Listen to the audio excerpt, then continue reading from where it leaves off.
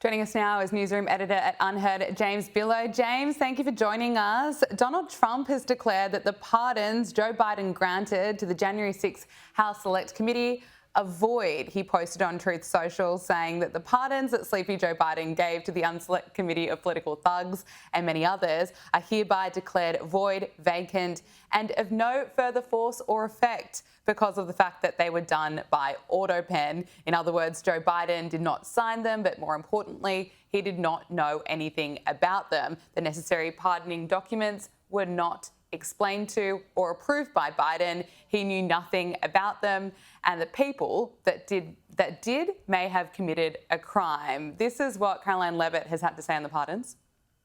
Did the president even know about these pardons? Was his legal signature used without his consent or knowledge? There are Biden officials from the previous White House who raised those questions and wondered if the president was even consulted about his legally binding signature being signed onto documents, because certainly that would propose perhaps criminal or illegal behavior if staff members were signing the president of the United States autograph without his consent. James, what's your reaction to all this? Obviously, pretty huge claims from Donald Trump, but there are concerns that many Americans share that Joe Biden was not all there. Did he even know what he was signing?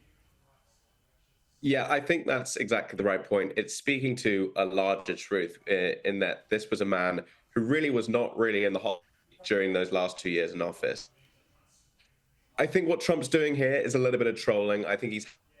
I don't know how serious he is about the whole auto pen thing. He got a good meme of it. It got a good news cycle, and it's distracting from a few other things as well. But we cannot deny the fact that Biden really wasn't in that much control. There are a lot of different things going on, a lot of different influences, and you could really see that perceptible decline in his cognitive ability in those final 2 years in office, and particularly in those last 6 months. It wasn't just debate that we saw that. It happened long before, and they tried to hide it from us. Absolutely. So with this autopen thing, yeah, I don't think we can read too much into it. I don't think it'll really go too far. I think it's a bit of trolling.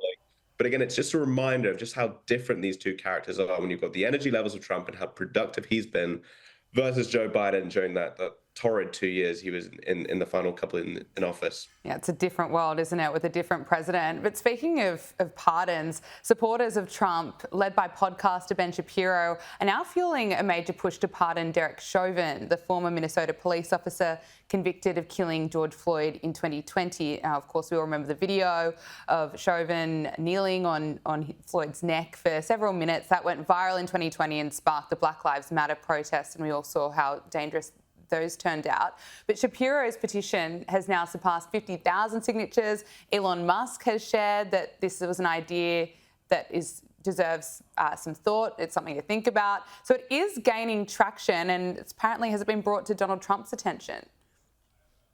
Yeah, this is without doubt one of the most controversial pardons in recent living memory, that's for sure. Trump is obviously no stranger to controversy, so that is obviously no reason for him not to sign it. What we need to remember about this trial of Derek Chauvin was that it happened at one of the most fraught moments in American political history. There was a COVID pandemic where everyone was in lockdown, and then suddenly it burst open with all these BLM protests, and we saw all the violence that happened there too. And then what happened with George Floyd? Now, we know from the toxicology reports that he was under the influence of fentanyl, there was marijuana in his system, and there was also cocaine in his system. Yes, trauma of the impression of the Chauvin's knee on his neck did make a difference, but you cannot say that this would have had the same effect on an otherwise healthy man. So politically, I can't see what Trump will really get out of this. I think it's become an issue that people have tried to move on from. But you're right, it has picked up a lot of momentum among the MAGA right. You've got Elon Musk, you've got Charlie Kirk, and of course, Ben Shapiro. So anything could happen. It remains an open play. Let's see how this one unfolds. Yeah, it'd be interesting to watch.